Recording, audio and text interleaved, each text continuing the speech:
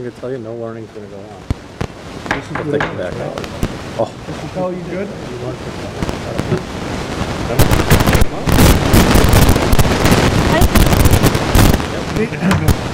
Good evening and welcome to the school committee meeting of March 13, 2019. As always,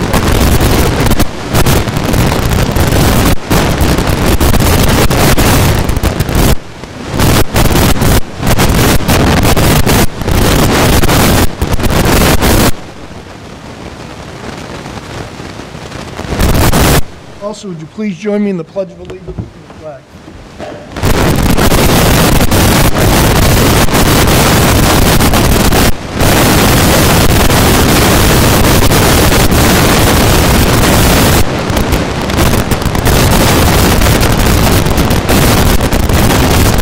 Thank you.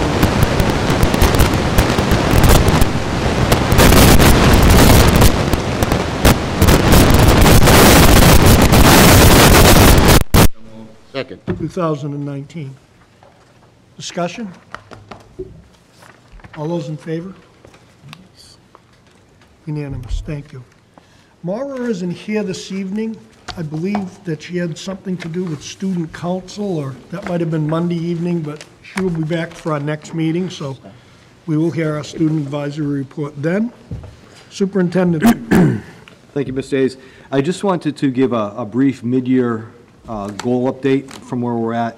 I looked at the calendar and realized we're into March already, and I think my end of the year evaluation's in 2 months. So I just wanted to let you know where we're at in my mind. If you need something in writing, I'm going to draft this up and send the committee an email of where I think where I've been at. So goal number 1, to monitor, evaluate, and support Pillar 2 of the district plan for success, a cohesive PK-12 system of teaching and learning. Where we're at right now, part of the goal was to complete the math pilot, which we are in the process of completing and gathering feedback so we can tell our teachers what program we'd like to purchase, budget pending, at the end of the year. We are also looking at different programs to pilot in ELA for next year. Our reading specialists, our English department, K-12 curriculum coordinator, the elementary principals, and teachers have been involved all this year in determining what pilot we'd like to do next year. Part of this goal was also to really look at our K-12 curriculum structure and who leads that structure. Through negotiations with Unit B, we reevaluated and changed the structure, putting our curriculum leaders back 6 through 12 as department chairs, and hoping to get an elementary curriculum leader, again, budget pending for next year. So those are 3 things in Pillar 2 that I think we're accomplishing. I hate to say it's budget pending, but it's budget. How successful these goals are will depend upon our final budget in May. I'd just like to say, though, that those 3 pieces that Jeff talked about, the math, the ELA pilot, the restructuring for curriculum coordinator, are at no increase to the budget. That was done by restructuring. Thanks, George. Goal number 2, to be visible throughout the district to support administrators, teachers, staff, and students. I think if you see weekly, we're out and about looking at teachers that make a difference and celebrating that. I have scheduled visits with principals formally to discuss things, and informally I pop into buildings to see what it is. I think that's Ernie's worst time of the day is when I'm out and about in the buildings and he receives texts from me about what I see as far as a door, as far as a ceiling, or why is this dripping here and whatever. But it's important for me to be out visible to teachers and staff and to students, and it's pretty cool when I can walk into the cafeteria and kids already know who I am, and I'm not just the guy. So I think that's part of it. I want to continue to do that, and that's not a flash in the pan. I'd like to get into more classrooms. This year I've stayed away from the classroom experience with some of our new principals because I wanted them to set up their own autonomy so that it's not the superintendent walking in with a new principal observing a classroom. I've hit a couple. What I can say to the committee is our teaching is phenomenal. I actually had my coach observe a class with me the other day, and he was blown away by the level of instruction in a 1st grade class and a 5th grade class. So we're doing a good job out there, and I can visibly tell you and tell you what I see. We're doing some good things. And if I can interject again, sorry, boss. He does this all the time. But when you see visual evidence of staff working hard and doing a good job, that is in the absence of an elementary ELA curriculum.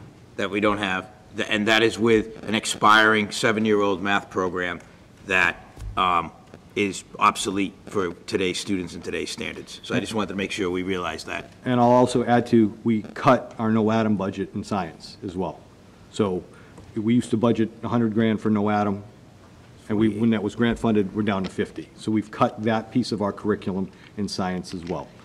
Goal number 3 is to improve and create open lines of communication in conjunction with pillars 3, safety, security of students and staff. I'm on a text basis with all 4 chiefs. We also established a district emergency communication weather team so that anytime there's a weather-related issue, whether it be power, wind, rain, snow, I'm on with all the locals. I think it's a 13-person chat, which we get information back and forth. So that's there. One of the pieces, and we talked about it a little bit at facilities, there's a new grant coming out from the governor's office. I'm looking at communications internally as well. We have a relatively antiquated radio system here. It works sporadically in district. What I'd like to have is a really good communications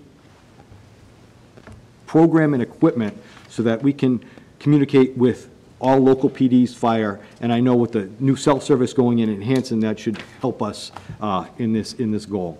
The other pieces of that, the committee looked at our ALICE program for elementary school. This is something I haven't rolled out yet. We're into March, April. That's one of the pieces of the goal that I haven't rolled out to elementary. It's up and coming to make sure our kids are safe.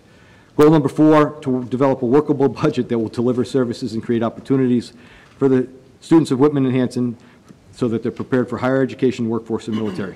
It's out there right now. And I appreciate the support of what we're looking at for level services right now. As we progress through, I think looking at a realistic budget that will maintain the level of service and add, without adding to the budget, the curriculum and curriculum leadership that we desperately need is part of this goal that I hope, with your help, I can achieve at the end of the year. Questions for the superintendent? Chris? Yeah, so a little bit of a question, more of an observation. So as I listen to you speak, I know you're the self-proclaimed chief advocate of students, did I get it right? Or chief kid advocate, what is it? Chief child advocate. Chief child advocate. Got it. Get it. So I think, look, I know there's a lot going on right now. So I think if and when the opportunity presents itself, I think trying to set up maybe some time for some of the members of the committee to observe without getting in the way, I think is really helpful. We spend a lot of time talking about dollars and cents, spend a lot of time talking about buildings, but the reason we're here is for the education of children. So to the extent there's any way we can share a glimpse of that at some point, I think that would be very helpful for all of us, and then I think it allows us to maybe think about how we can share that message back to the public, because it's so much of it gets lost. And I remember first year on the committee, Ruth took me around. My first reaction was, oh my God, special education, it has changed so much in such a short time. And so we can talk about the dollars, but sometimes a picture or a view is I agree. worth more than 100%. And as that, it's an open, so you're my 10 evaluators here. You tell me when you want to come in. I'll free up anything. You know what I mean? Because I think it's important for you folks to see that first grade teacher or that 5th grade teacher who's doing the wah-wah and the ah-ah, and every kid in class is saying it simultaneously. Goosebumps, you know what I mean? Or the high school class that you're doing AP literature and they're reading and they're analyzing things that we can only hope to. So anytime you folks want to see the facility, but see the active teaching in here, I think you hear George and I talk, we're passionate about it, we see it, love it.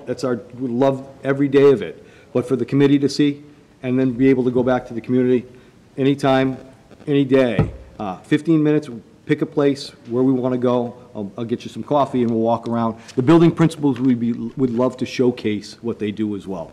I know that. Fred? And to harp on Chris, you get so much out of it. I can recall the last time I toured and we're in an art class. And to me, art was you take a piece of paper and you draw, and I never did it well, but that's okay. And they've got PowerPoint up there. And they're talking about color palettes and what this color can mean in a presentation. This is 5th graders. So school has changed so much for us, and I've said it a lot to convey that to the public as well. How much different today's school is and what kids are learning and when they're learning it compared to when we went to school. I mean, I get scared when the grandchildren are there doing their homework, because you never know what challenges you can face. The other thing I'd like to see, and, you know, Mr. Hayes, you can maybe hop in on this, is a separate subcommittee that, call it the Improvement Committee, the Wish List Committee, whatever we want to do. If we take our strategic plan and we take our pillars and we try and align them to little goals so that we can start working with the budget August, September.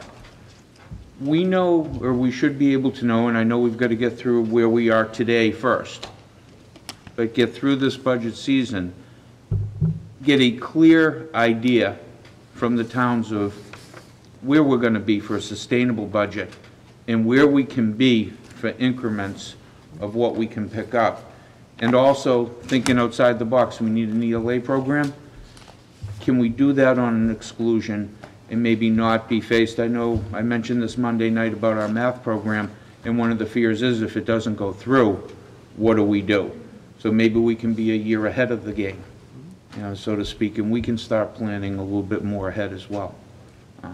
Thanks. Anyone else?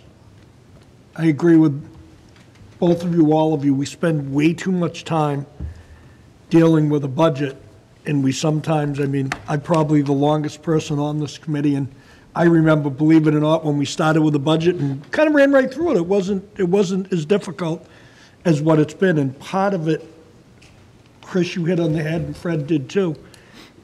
Education's changed in the last 15 years. With the demands and the social economical issues and the IEPs, it costs more, it demands more, and this is part of how everybody's in this budget crisis. It's the same with local police and fire services. I spoke with one of the chiefs today, and he said, we do 13 calls a day average, we used to do 4. It costs more. It's just, it's a true hard fact, so nobody's put the blame here. I think everybody wants better education for every student every day. So, okay. Any more questions for the superintendent? Just a brief update on the North River Collaborative. Met with the Board of Directors last week. We affirmed their budget for next year, some salary increases and decreases of what they have to do. They are going through the strategic planning process, planning for success that we did. So they're in the grassroots. The former Dr. Whitner is leading the charge over there, so they are doing the same process as we are. We just did a Back to the Future exercise with the board. I'd like to see some different things from the collaborative in the future. One is expanding their elementary program so that they will be, right now they have a 6 through 12 program for our students. Their elementary program is fragmented out and about. They don't have space necessarily on their campus for an elementary program unless they redesign how they do things in their school. But that would be a benefit for us in the future if North River actually did a K-5 or a K-4 elementary program. The partnership is still very strong. We use them, and they are a major provider of our transportation services right now, and hopefully that will remain in the future. Any other questions? Jeff, I think one more thing when you were doing your pillars that we didn't discuss that the committee should probably know. MASC has asked Whitman-Hanson, and they're working with Ruth as the ex-superintendent, the current superintendent, and myself to propose a video to pass out to school committees and other programs about what goes on here, how it's gone on, superintendent programs, and how we've moved forward through it as a pilot. And they're looking at some of the things going back in the years of what's gone on at Whitman-Hanson, and then how we've moved forward and tracked it. So it's kind of extensive. We had a call the other day with Julia? Carla Bear. Carla, and she's working for DESE to really look at the superintendent's evaluation. And I took what we talked about in October about maybe shifting some things up on what we have done here in the future. So Bob and I will do a short video for them. Ruth's going to add some stuff. But so today I had superintendent training. I call it superintendent training. It's a new induction program. And it's hard to believe that probably 40% of the 42 new superintendents, there's no evaluation process within their districts. It's either a rubber stamp at the end, there's no conversation, there's no goal setting. So DESI is really looking hard at the 357 districts to make sure people are in alignment with the goals of the evaluation process, and superintendents are being evaluated fairly throughout the Commonwealth. So we're part of that process. Part of the process with it is superintendents move frequently in districts. So lots of times they get a superintendent that comes into a district that's typically in, using the word crisis is probably close, and it takes a superintendent to figure out what's going on. And by the time they figure out what's going on, they never get evaluated and they've moved on. Correct. And that evaluation piece is a big thing to determine whether the school committees are getting the right bang for the buck and the districts are performing, whether it's a regional district or a single district, because it's tough to do an evaluation on a superintendent that's totally 100% running backwards. So it's a program they're trying to promote, and they're kind of working with us a little bit to see if we can't get it online and get it going. So that's another thing for the communication piece that Jeff's doing with MASC. Any other questions? Any other if not, if no other questions, Christine, the expenditures and revenue report, please. Some additional handout. I was asked last time to provide the year-to-date budget report update from the 27th of February. There's a one-pager here, which is the revenue. We're still expecting one more payment from the towns for the operating assessments and for the non-mandated busing, which comes early April. All the capital has been paid from both towns. You go about halfway down, we have 5 more months for Chapter 70. Medicaid comes in quarterly, so we expect at least one more payment, and sometimes at the end of June, we'll get another payment. The charter school reimbursement is also monthly. The Chapter 71 transportation reimbursement is, we get one in January and one in June. The homeless transportation, typically we get in June, but last year we didn't get it till July, so I'm hoping that we'll get that before the end of June. If you look at the interest income, we're ahead of the game, but we're about halfway, another 5 payments or so. And then the last 2, the circuit breaker and the transfer for unreserved surplus, which is actually the excess and deficiency. I'll make those entries at the end of June before we close out the year. Any questions? Anyone have any Revenue piece? questions?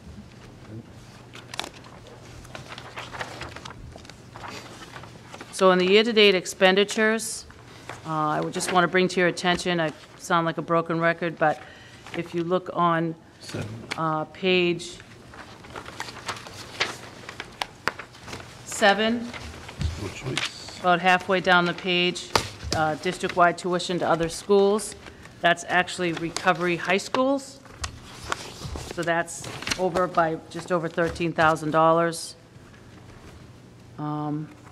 I mentioned last time on page 8, about the middle of the page, under the salary reserve, those is over as well due to the fact of retirements, unexpected retirements this year. And page 9, top of the page, starting with the 4th down, those are the special education accounts that Jeff spoke to you about on Monday night. That is actually the contracted services, the legal, the transportation, and the out-of-district tuition are all over. The total is just over $600,000.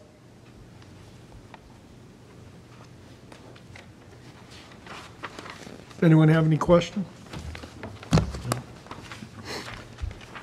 Jeff or George or Christine, it's probably a question for Jeff and George. Why are we just over $600,000? So everyone in the gallery will know on sped. So, out of district, I mean, we budgeted X amount of dollars right now.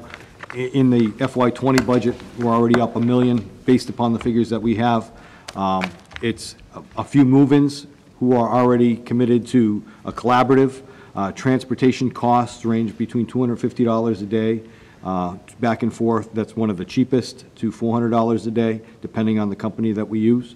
It just depends on the level of service that we need to deliver to our students. We have had some move-ins, we have had some move-outs, but we've also experienced a couple of residentials, which are heavy-ticket items this year that I think, you know, are very appropriate, but it's coming at a difficult time. Fred? If you could explain, because obviously we're overspending, you know, what we've anticipated, exactly how we come up with the money to meet the obligation. Sure. Well, the superintendent froze the budget. I'm not sure what, sent that out last week, I believe, correct? That's Friday. So if you look at some of the other lines here that still have money available budget, it's currently frozen right now unless it's an emergency situation, and that will be decided by the superintendent and the assistant superintendent.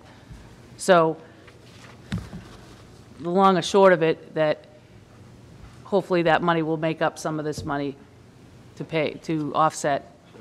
And we could also take money from the circuit breaker reimbursement from, that is expected to pay this year's bill from encumbrances, so. Or in the last resort is E&D. E&D, Right. correct. Last Circuit resort. breaker can cover some of this special education overage.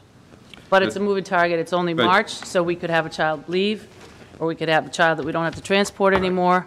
Right. And the difficulty in budgeting for special education is that, all of a sudden, we got good word today that instead of one placement, it was a different, which is less expensive. So you don't know where that is. So to really plan what the needs of your students are a year ahead of time is challenging. So I think in the future, the special ed budgets on both transportation and out of district are going to be off, either one way or the other. If we had 3 move-ins or move-outs this week, it would change drastically. But, and one of the points I'm trying to make, though, is, so the circuit breaker, so we'd be borrowing from monies we'd normally allocate for next year Correct. to go Correct. towards sped. Correct. Correct. To pay this year. Correct. Correct. Okay, so. Fallen behind, In other words, E&D becomes that much more important, potentially, yes. you know, to be that safety net to us. Potentially, yes. Thank you, Christine. Thank you. As far as the budget discussion, again, I want to thank you, the committee, for going forward with the amount requested on Monday at a 15.1% increase for both towns as an assessment. We do have a meeting, or I have a meeting next Tuesday with Mr. Lynham and Mr. McHugh to discuss finances, to see if we can come up with something or find out what page we're all on. That's Tuesday at 9:30 at the Whitman Town Hall. We are, as a committee, invited to the FinCom meeting of the 26th of March. If folks plan to attend, we will post to make sure, and Michelle is going to be there to take minutes for us as well, and that's at 7:15. That meeting is specifically for the finances of Whitman and also our capital. So that is the message that I got from Mr. Anderson. So let Michelle know if you would like to be there. I say we're going to post anyway, just to be on the safe side. Yeah. It's a small room. I don't know if we're going to move to a bigger room. It was standing room only last time we were there. The other piece in your packet, I just wanted to share on budget, and I had a conversation today with Tom Scott. Tom Scott is the executive director of the Mass Superintendents Association, and all superintendents were invited, and it's in your packet. And school committee, I don't know if that's a formal invitation to school committee or not, but the Joint Committee on Education will be holding a hearing on the 3 school finance bills next Friday in the Gardner Auditorium at the State House. Starts at 10 a.m. Tom asked me if I was going to speak. I'm undecided right now. I think I'm going to try to jump in and talk necessarily on Chapter 70, a touch. If the proposed amendments going on Chapter 70, that's not going to affect us as much as legislation as far as unfunded and underfunded mandates. And I talked to Tom about that today. And there is some discussion with different legislators about transportation reimbursement for special education. We get 0. I said 2%, 10%, 50% would be great for us. But that's the angle if I do end up speaking, and I don't know how many superintendents are going to want to speak, and I don't know the patience of the legislators that are there, and how long the meeting's going to go for. But George and I are going to plan on attending next Friday. We'll be able to report back to the committee what the feel is and where they go from there. But I wanted to share with you this invitation. If you have concerns or you want us to try to bring feedback, either on the record or off the record there, I'm more than willing to do that. So folks can discuss it here, or you can give me a phone call about your thoughts. I do know that it is quote-unquote out there amongst various groups to be able to give testimony on that date. So it's the opportunity to be heard. Testimony is going to be limited to 3 minutes, so, you know, I'm pretty quick. We're not getting what we need, period, you know? But I don't know the detail. I'm not as educated in Chapter 70 as some of our superintendents are, and I'd like to do that, but I am pretty educated in the mandates and how it's affecting our district. And I can speak very clearly about the programs that we will lose if we don't start getting some assistance from what we have to do. And I have some analogies for them as well, funding. So we will be there. Again, I don't know if that's an on-the-record or an off-the-record conversation with folks, but I plan on having some conversations with our locals as well and other legislators in the area just to get that word out. And I know from what the executive director said today, I'm not the only one who's feeling the pinch of the underfunded and unfunded mandates. It just is hitting us pretty right between the eyes this year. You know, other districts have been hit before. We're getting hit this year. That's all I have for budget. Any questions for Jeff before we move on? Okay. We have to revisit the Hanson Capital Project warrant article. And the vote is to remove the Town of Hanson 2019 Annual Town Meeting warrant article as capital item for kitchen equipment, tilting skillet for the Indian Head School in the amount of $14,200, which was previously voted and adopted by the school committee on February 27, 2019. The explanation is the food service director is seeking an alternative solution and working with the Town of Hanson Green Communities for grant funding to purchase a steam kettle as the replacement. I'd entertain a motion to So moved. Second. discussion. Anything that's going to save us 14.2, I think we're probably in favor of. All those in favor? Thank you. Now, we need to vote a revision, and Michelle can explain kind of why the amount's gone up, putting you on the heat. Oh, well, I don't know why the amount's going up. That would be 15. I know. I only wrote the language of it. Just the Come on, Hanson Chris. Middle Havoc. Can't be 15. It's just the Hanson Middle Havoc Phase 2?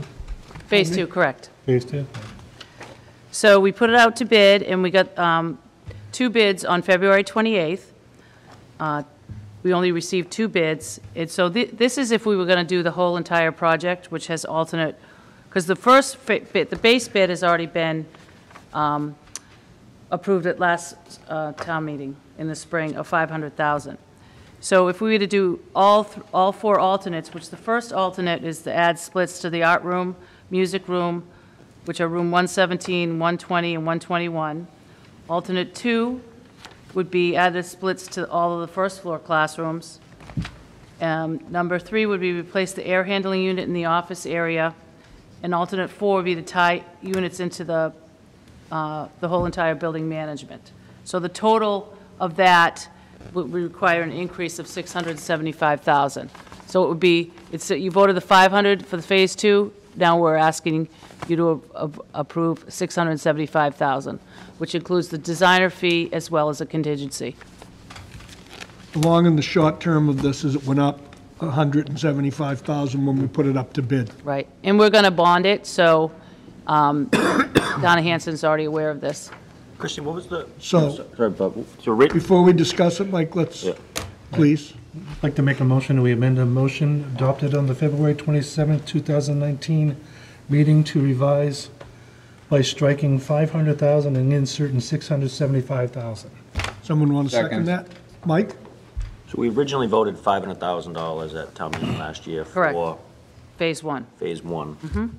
So we went out to bid with an adult, two adults, 4, 4. yes, the ones that I just mentioned. So, so did we bid as one thing as for the 500,000? Yes, And what did that come in at? that came in at 407, Okay. but we also have the design fee of $29,000. So we're still under the 500 for the under the original. 500, correct. You all set, Mike? Well, no, so then now you're going back, we're going to go back to the voter and ask for, That's if they, if the voters decide that they want to do the whole entire building. Otherwise, the base bid, we're okay because we came in under the 500,000. And then we'll have a little bit for contingency for phase one. So it's an add-on, okay. so how much would the ad be 175. to do the entire building? To do the whole entire, Still complete phase one. correct.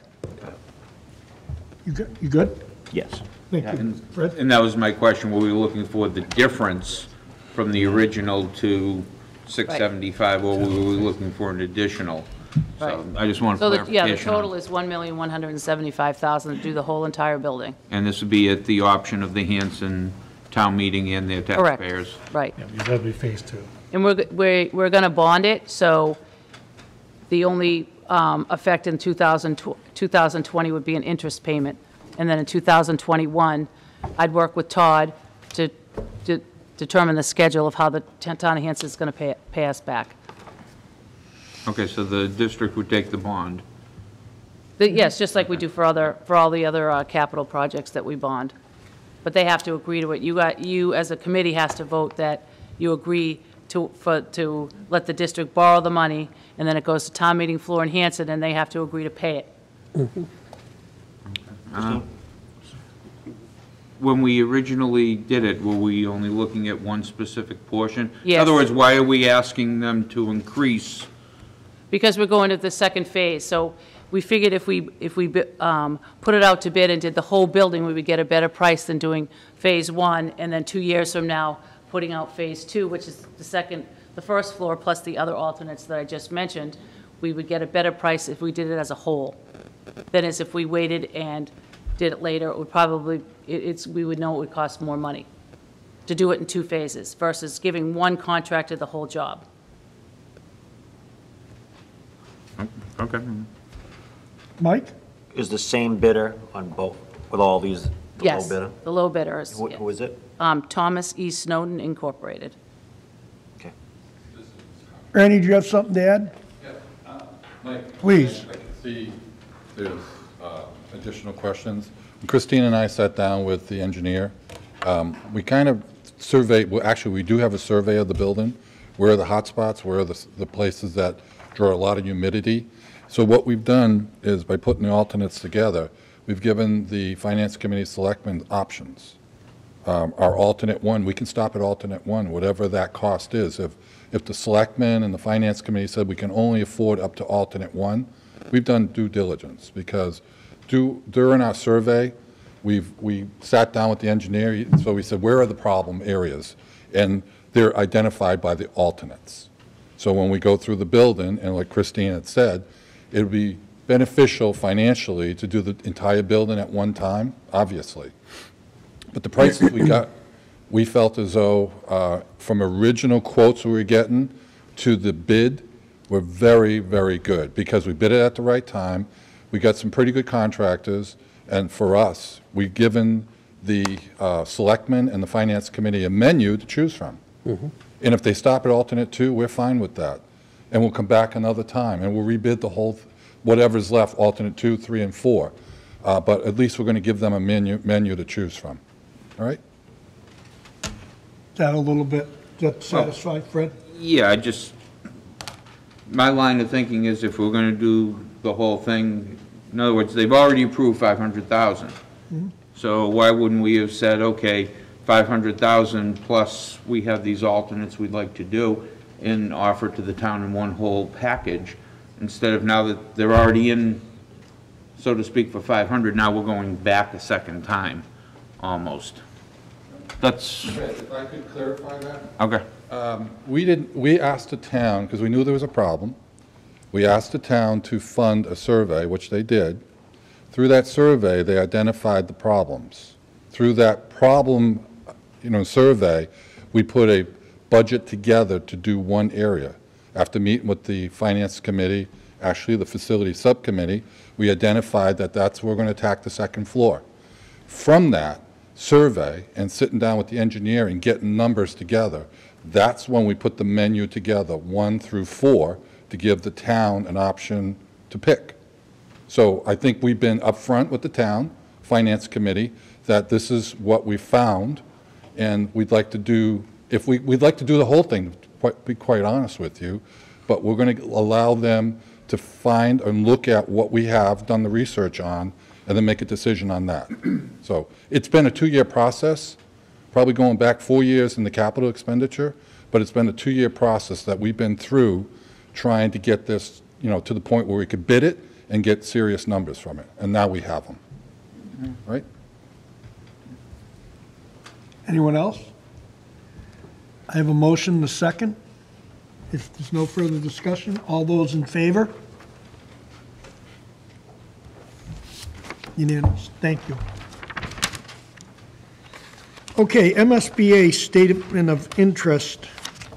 So I'm asking the committee, or looking for guidance from the committee. I've asked Ernie Sandlin to start looking at a statement of interest for the Whitman Middle School 5 through 8. So Ernie has some information for the committee, but I'm looking to make it official from the voice of the committee that you'd like us to move forward with a statement of interest for new Whitman Middle School 5 through 8. This is just the process, what we have to do to get in the queue for MSBA. Ernie? Statement of interest for the state of Massachusetts, it starts January 2nd, I think, January 3rd. It ends, we have to have all documents in by April 12th. There's votes and there's a whole bunch of information that we have to go through. And I mentioned it to a couple of people, why are we doing a statement of interest when we're in a budget problem? So the answer, quite frankly, there's a process we got to go through. There's a time frame that we got to go through. We're trying to meet all those time frames. The state keeps on chugging along. If we were to miss a year, the process that we go through, like I just said to you, starts January 3rd. They get the documents April 12th. They don't make a decision until December. And then there's a round of meetings that will happen. They'll send out a group of people that if we get on their list to look at our documentation, to review the building, and then from there, there's another cycle we're going to go through. So we could be 2 years out before we even know what we're going to be doing. So I think for us, we're good stewards in trying to identify what's going on at Whitman Middle. So for the statement of interest, when you start the process, Jeff has to agree to let me in there, which he did. And so there's 8 categories that you look at. In each category, there could be 5,000 characters, not more than 5,000 characters, not less than 1,500 in identifying issues with that building. And in each item that you choose, and I'll give you the items, 1 through 8, replacement or renovation of building which is structurally unsound, elimination of existing severe overcrowding, prevention of loss accreditation, prevention of severe overcrowding, replacement and renovation modernization of school facility, short-term enrollment, replacement of additional or obsolete building, and a transition from court-ordered approval. So there's, when you click on one item, we happen to pick number 5.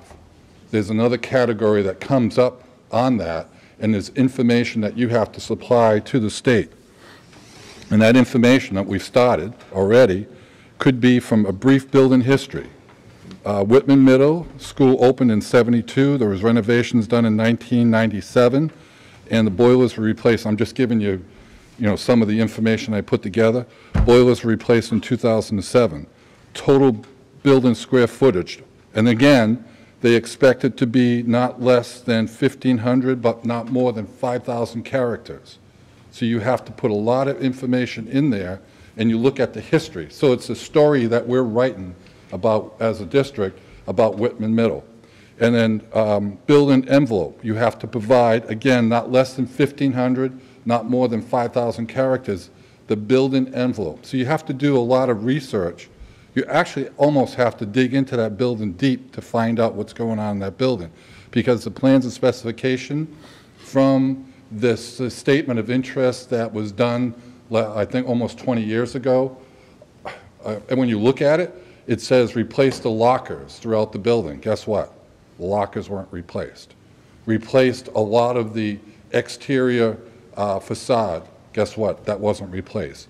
Remove and replace the roof, the existing roof. Guess what? That wasn't replaced. So now what we're doing is we're doing the research and identifying, the state was told that we were going to do this 20 years ago. We're identifying that it wasn't done, and this is the reason we want a new building. But there's a process we go through, and this is the beginning of it. And once we get all that information prior to us submitting it, obviously you'll get a copy of it. It'll be good reading, nighttime reading, Saturday night, that you'll find out what Whitman Middle is all about. There's some inefficiencies there. When it was all electric heat in 72 and 1986 when they converted to hot water system. So there was a lot of things that weren't done correctly when they did that conversion that we're living with today. So we're going to tell that story, and once that story gets to the state, they'll read it, they'll say, okay, Whitman Middle, this is what we're going to do. You know, we're going to put you off for 2 more years, or we're going to put you off for a year.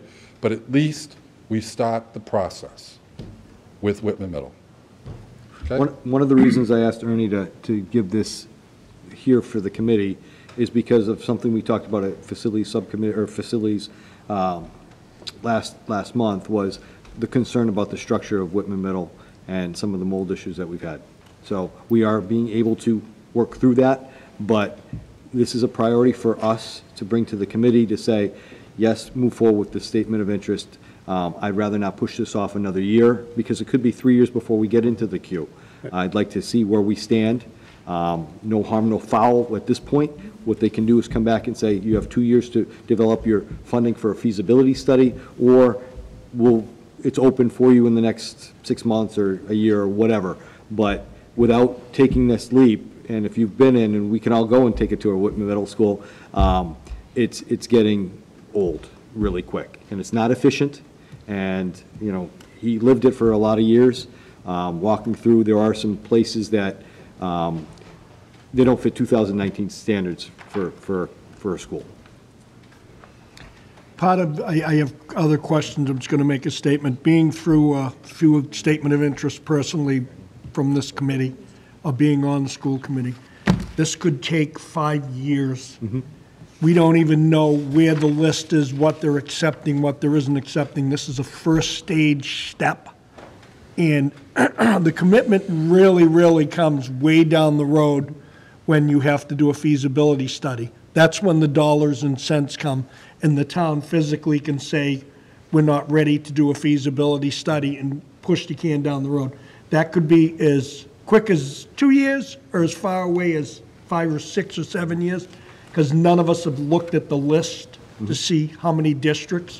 When Whitman-Hanson built this, I think Fred was on the building committee and I was on the school committee, they produced a list, and it was a difference in time, and they've updated every single way that they do SOI, statements of interest now. They've changed it. They've also changed the funding sources and the percentages and what you do as you go along. There's a lot to it. So this is a step. This is not committing to any dollars and cents. Correct. I want everyone to be clear about this. Is nothing committed to dollars and cents. It's a way down the road process. Fred, then Bob, and two things. One, in writing the feasibility, the statement of interest, use the word partial, because Whitman Middle has never had a full renovation. It's only had partial renovations. It's never gotten the full, what it was supposed to, ever. Number two, and just to be clear of the process, it's a statement of interest which would then give us the green light, hopefully, for a feasibility study. That's when the town votes to spend money on a study as to what is best. And we work with architects and engineers. They identify all the deficiencies of the building, and then they make their recommendations. So, you know, we're not, you know, shoveling to the ground, doing anything is very, very many years off. Even in a best-case scenario, feasibility study takes a couple of years now anyways. So. Ernie?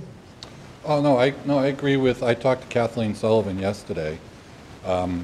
She's the second kahuna at MSBA.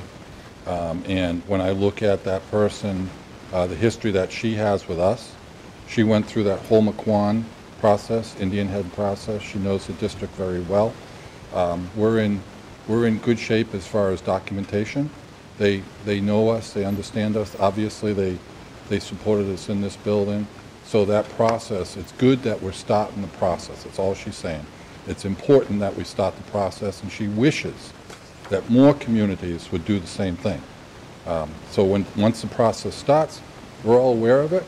And I think what it does, Fred, and committee members, it kind of identifies for us capital projects that we need to do. We did it with McQuon. Once we got the statement of interest for McQuon, we identified a lot of things that needed to be done. And it came to the town, and they realized that the capital expenditures versus the, putting a new building up, so it kind of brings a balance. It brings all those things to the forefront.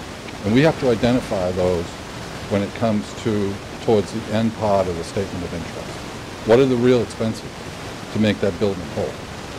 Well, another thing it also does, Ernie, with the capital plan coming forward in Whitman, it identifies to the town what the cost is going to be long-term for that building, whether it's a renovation, a half renovation, a full renovation, or full replacement. It gives them the long-term effect of what it is and identifies it. And one of the items that she said, and I contribute this to Christine Succo, our capital plan is solid. They have a copy of our capital plan, and she said 40% to 50% of communities out there, school districts out there, do not have a capital plan. I think Jeff said it tonight. Do not have an active capital plan. We have a pretty good solid capital plan. We talked to the towns, just like we talked about with the HVAC. We've made the towns aware of what the issues are. So it's good to hear it from the other side. Bob? Yeah, I have two questions. One's for Jeff. You said 5 through 8. Is that to match? That would- So curriculum and everything works? Correct. So when we made the shift of closing McQuon and moving Hanson Middle School to a 5 through 8, I think moving into this, the goal is to have equity in both towns. That means teaching styles, report cards, curriculum the same. If we were to move to a new middle school, it should be, for equity's sake, a 5 through 8 building. Excuse me. My second question, probably a question should be asked way down the line. Ernie, if that school does get approved, what about classroom size? Is there a state standard? Are the classrooms going to be smaller than they are now? Or?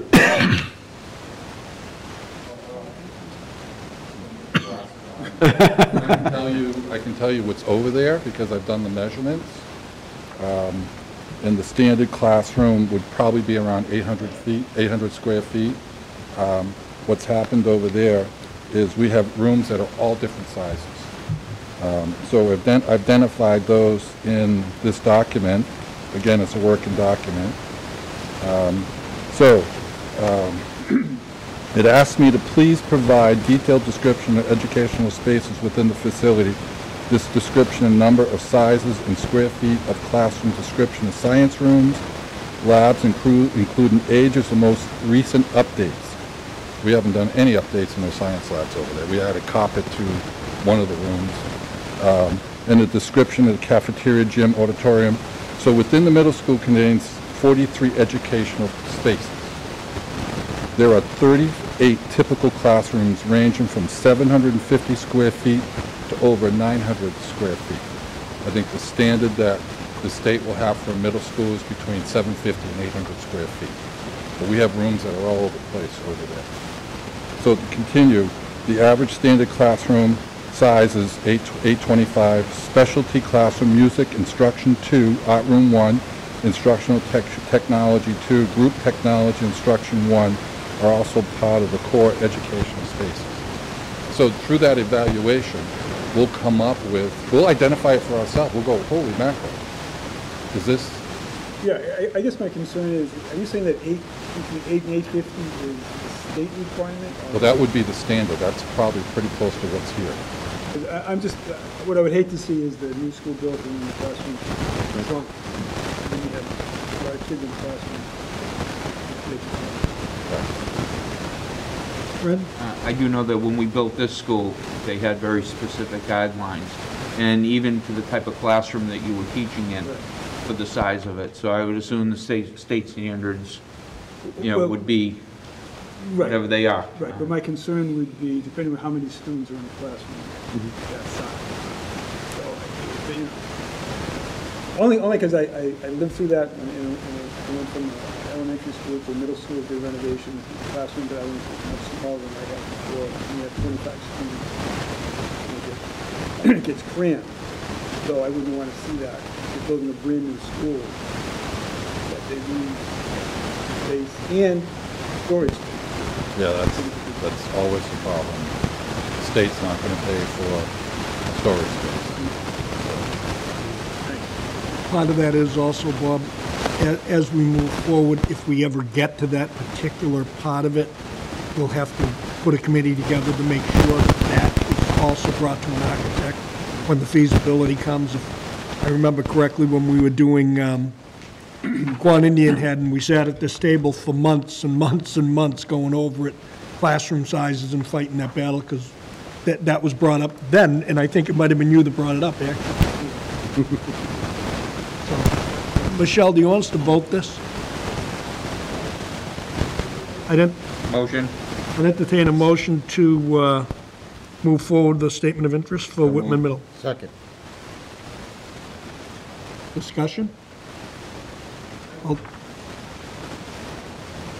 sure, come on up. You're going to tell us who you are and where you live, John. John Kane, 31 Forest Street. When does the debt exclusion for the high school come off the books? Is it 20? 6 more. 27. And that might even fit in that timeline. It could take that long, Sean. Thank you. I have a motion to an SOI, the process of starting an SOI. Process.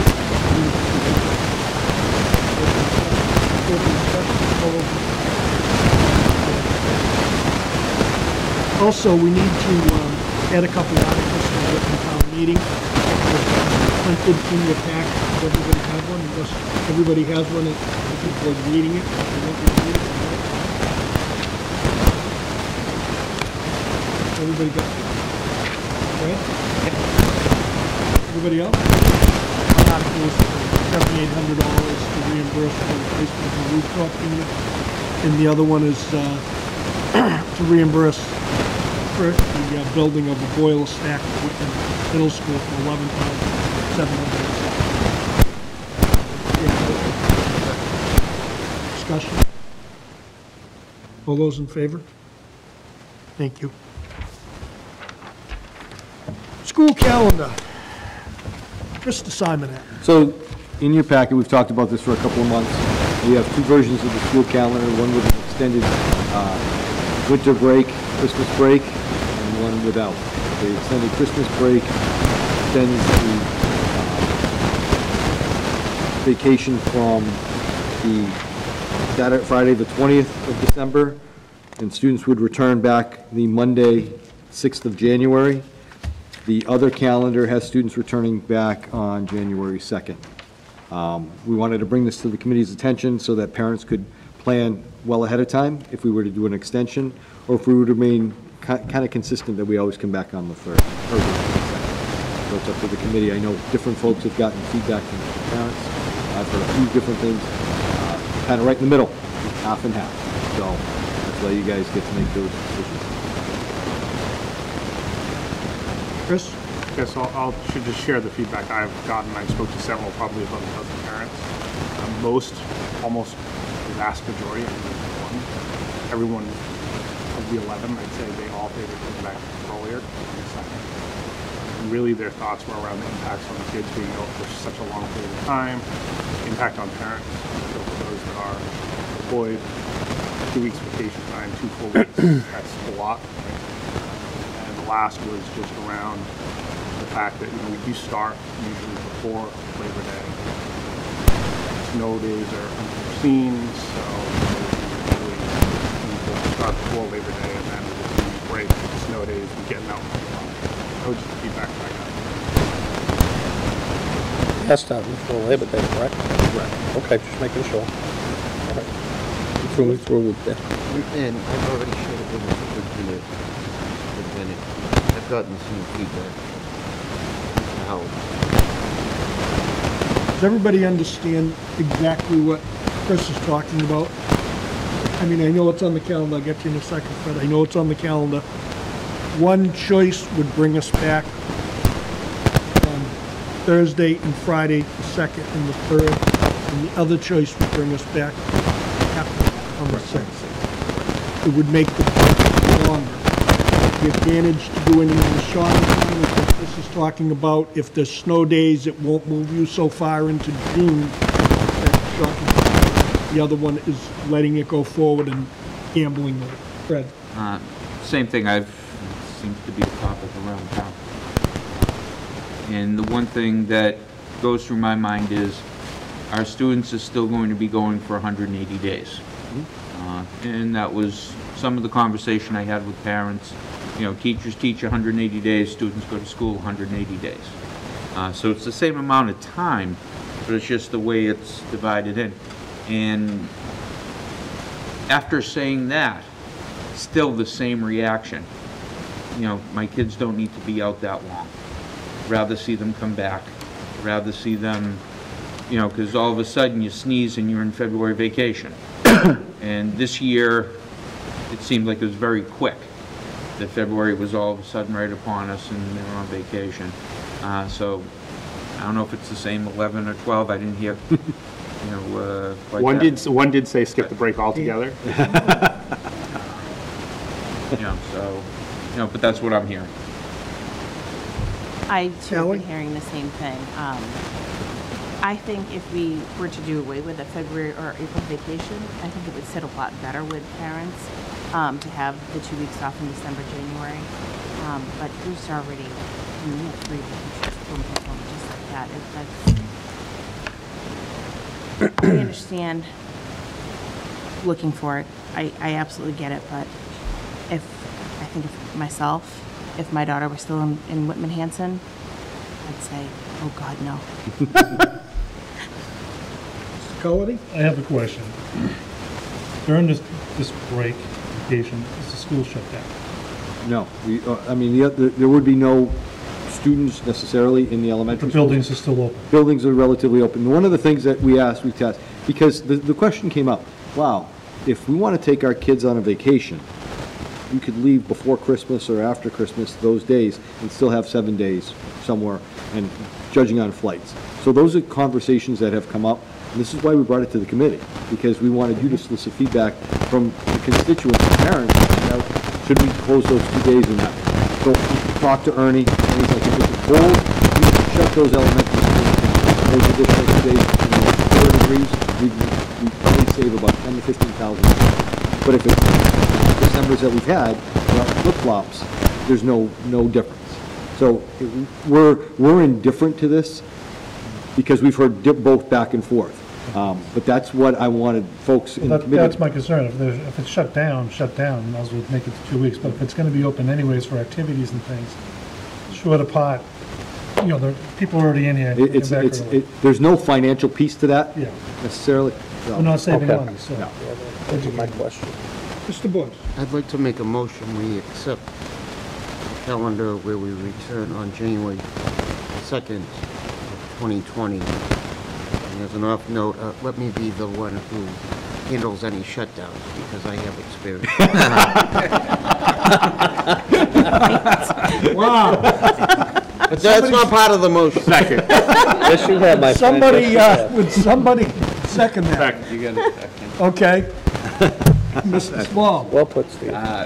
And I just want to throw this out there, and I don't know possibilities, et cetera. We mentioned it briefly in a meeting a few years back. Can we get rid of February? Right, do something in March.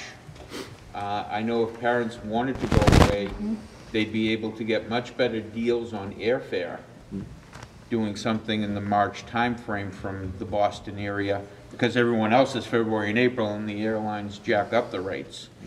I don't know how that sits for families, you know, that have different responsibilities, you know, and I'd be worried, about that, but it might be something to investigate for the future as well. I think that's a topic that's been discussed, and one of the concerns that I have with that, just as far as my teaching staff, because they have families too, and if their kids are home over February break, I'd be concerned about that piece of that, because that's the big piece. If all our localities on the South Shore, south of Boston, said, we're gonna do this, then yeah. But right now, that would be a concern of mine, just as I proposed to the committee, even such the blizzard bag piece of it. Yep. I want to be consistent with all of our locals so that our teachers aren't put in a position to choose between family or whatever, or daycare for their kids because they're home. So that, that's a piece of that. I think it's an ongoing discussion. Certain towns in the Commonwealth have removed that. They've seen some success, and they've also seen some, well, their folks are still taking days, or the kids are still taking February break off because their friends are going skiing. So, and they've already booked. So it's a conversation piece. Nothing's out of the realm of a conversation, but contractually, that's what we have right now, at least for the next couple of years. I was almost afraid that Ally was making the motion because I couldn't hear her to take those two off. And I was going to say, contractually, we'd have to bargain that in a contract. Right. Okay. But it is a futuristic thing that it may be thinking out of the box and shortening up a school year. Anyone else before I go to the gallery? Go ahead. Cindy Yan, fifth grade teacher at Hanson Middle School. And I just want to throw out there that if you put in the factor of parents considering vacations, they go anyway, with the way we are now. I have students out all the time, weeks at a time, regardless of whether it's vacation. So I'm just throwing that out there. It won't make a difference. Because they fly out when it's less expensive anyway. So. It's true. It is true. Absolutely. I have a motion, a second. I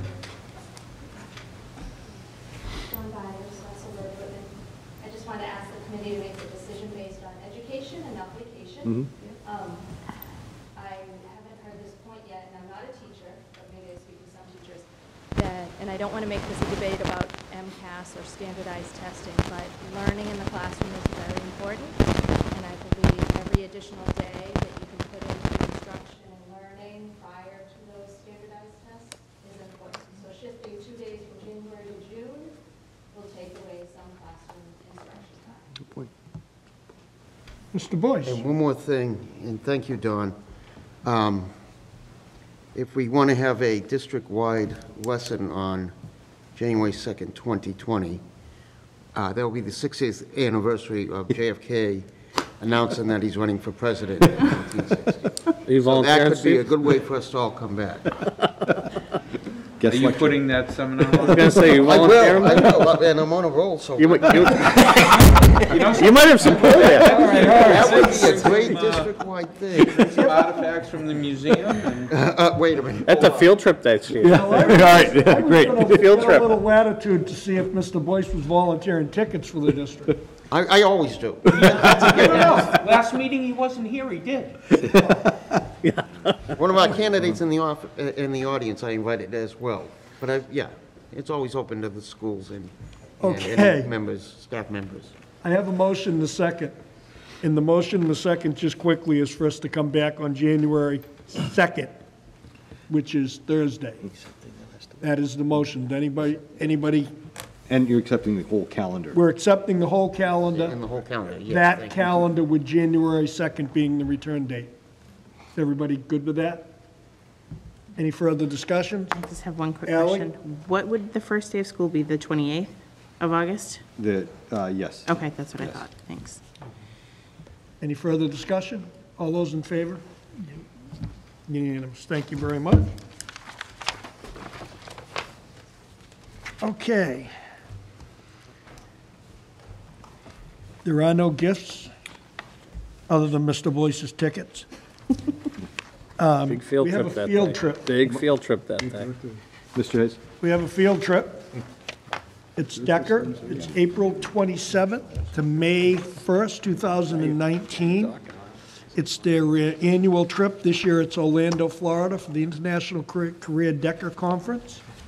2 students are going, 1 chaperone. They are not asking for a school nurse because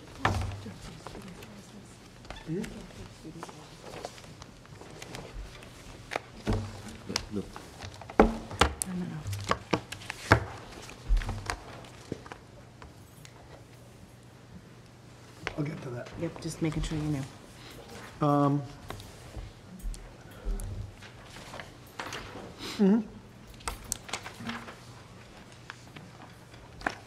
So 2 students are going there. I do not need a nurse because they provide emergency services at the conference. I'd entertain a motion to accept. So moved. Second. Discussion? All those in favor? Unanimous. Director of Student Services posting. So as the committee knows, we appointed an interim director of student services in, I think, September, October. I'd like to post internally for the director of student services, and that's a school committee appointment. So I'm asking you to post it internally. I'm not seeing the need to do an external post at this point, and I'd like to post that so that we can move forward with a permanent student services director. So moved. Second. Any discussion? Sort of self-explanatory, makes sense to me. All those in favor? Thank you. Unanimous? Okay, committee reports. Warrant Subcommittee, we don't have anything, Michelle? Okay. Policy Subcommittee? No. Facilities and Capital Improvement Subcommittee, I know that we've discussed some of it at the meeting, but you guys met? You pretty much, warrant articles is what we met about and prioritizing, and we'll be meeting, obviously, with the Whitman FinCom to go over the warrant articles, but that's pretty much it. Legislative update? Fred? You heard the 22nd, that Jeff was speaking about at the State House. Also, things are rolling along. Josh Cutler is filing a letter, and he is looking for co-sponsors from other legislators, asking that the minimum per pupil be increased to $100 for the FY20 budget. This would be a welcome difference to us to the tune of 370-something thousand, you know, if it was to ever go through. Like anything, first he has the letter, has people co-sign to the letter, and then it goes into the budget, maybe an amendment on the budget, and we would hope that it would go through as written, or it can get chopped back a little bit, etc. But his efforts are very much appreciated. Other individual groups are lobbying the legislator to make what they feel are realistic differences in what they can control.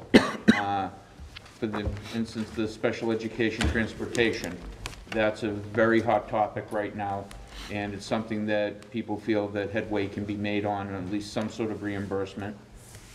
Regional transportation, getting that fully funded. Circuit breaker getting more of a percentage. So there are people with laser focus trying to get us more money in the budget. Ultimately, we won't know probably till the end of June, July what happens, but there are people out there, you know, advocating, lobbying for us, and I'm lobbying as well, so. Mr. Chair. It also should be noted, the last time this was increased, I think it was done at a school committee here, and it was sponsored by Josh Cutler, Senator Brady, and Representative Deal, and I believe it went to $50 or $55 the last time. Correct, it went to 55. So they had some success, so hooray. Good. Thank Josh. Great job. Any Bob, I'm sorry. Fred, do you know if Representative Sullivan is also endorsing this proposal? I have not spoken to her. I don't know if she's endorsing it. I know I've sent it over to her. I can't put words in her mouth, but I'd like to think that she would be co-signing onto it. Thank you.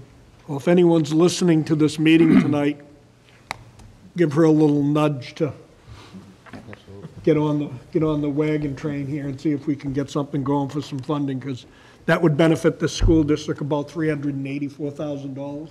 378. Yeah. Give or take a couple grand, but also Senator Brady, I haven't spoken to him. I've also sent it along to him as well. Yeah. I'm sure he will. Okay. Any questions for legislative update? Thanks, Fred. Pilgrim area? Well, so unfortunately, we had to cancel our March 7th meeting. That would have been for last week. We do resume Thursday, April 4th. Thank you, Mr. Boyce. Dates to remember, March 29th, early release, pre-K to 12 Professional Development Day. April 5th, early release, excuse me, pre-K to 12 Grading Day. April 10th, school committee meeting, 7 p.m. here at the high school, so please attend and share with your friends, and maybe we can all make a difference together. Believe it or not, small groups make big differences. Please come and support us. One that I can remember right offhand is the polar plunge. Still recovering from that. And last but not least, April 15th through the 19th, no school, spring recess week. So, Mr. Hayes? yes. Also, we can't forget tomorrow night Conley basket auction. at the Whitman Middle School, Live. the Conley Basket Auction. Great event. I think they'll have food, a lot of great baskets, a lot of great things up for auction. It's a wonderful night, and it's for the Conley School, but it's at the Whitman Middle because it won't fit at the Conley. Probably next year they'll have to have it up here. Late start tomorrow, Jeff? Okay, Ed. Late start tomorrow here? Yes. Mr. Hayes, just so the committee knows, unfortunately, I will not be able to attend the next meeting. I have a work function down in Falmouth. All right. I'd entertain a motion to adjourn. So moved. Second. All those in favor? Thank you, everyone.